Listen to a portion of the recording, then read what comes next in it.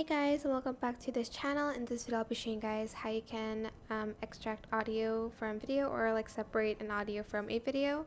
For instance, you want to only use the audio, so you can just right click on a video and then select separate audio, which is actually now it's just called extract audio as well. You can also go to audio here and go to extracted audios, go to import, select a video, and then from there you can get the extracted audio. It will also show the date of it, so this is 2023